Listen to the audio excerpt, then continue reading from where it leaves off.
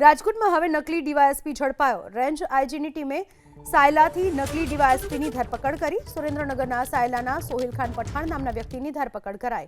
સોહિલ ખાન દાહોદ એલસીબીના તત્કાલીન પીઆઈ તરીકેની ઓળખ આપતો હતો।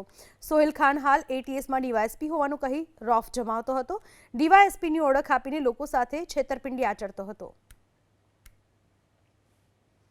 સુરેન્દ્રનગરના સાયલાની ઘટના છે, જ્યાં સોહિલ ખાન પઠાણ નામના વ્યક્તિની ધરપકડ કરી લેવામાં આવી છે। આ નકલી ડીવાયએસપી બનીને રોફ જમાવતો હતો। રેન્જ આઈજીની ટીમે સાયલાથી આ નકલી ડીવાયએસપીની ધરપકડ કરી લીધી છે। આ વિશે વધુ માહિતી આપવા રાજકોટથી મારા સંવાદદાતા જોડાઈ ચૂક્યા છે ફોન લાઈન પર। આખી ઘટના શું છે, કોણ હતો આ શખ્સ, કઈ રીતે ઝડપાયો છે?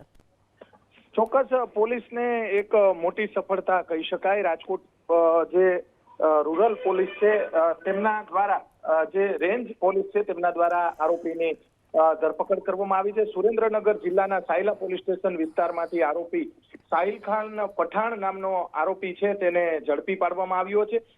સુરેન્દ્રનગર પોલીસને એક મોટી સફળતા મળી છે। રેન્જ આઈજી નિર્લિપ્ત રાયની ટીમ નકલી ડીવાયએસપીને ઝડપી પાડવામાં આવ્યો છે। ટીમ દ્વારા જે તેની પૂછપરછ પણ કરવામાં આવી છે। સોહિલ ખાન પોતાની ઓળખ દાહોદ લોકલ ક્રાઇમ બ્રાન્ચના તત્કાલીન પીઆઈ તેમજ એટીએસના ડીવાયએસપી તરીકે વારંવાર ઓળખ આપતો હતો। પોતાના પ્રોફાઇલમાં અલગ અલગ ફોટાઓ પણ રાખવામાં આવતા હતા। સાહિલ ખાન પઠાણ સાયબર ક્રાઇમ જેવા અનેક ગુનાઓ અત્યાર સુધીમાં આચરી ચૂક્યો છે। સુરેન્દ્રનગર જિલ્લા પોલીસ વડા અને રેન્જ આઈજી નિર્લિપ્ત રાય છે તેમને એક મોટી સફળતા મળી છે।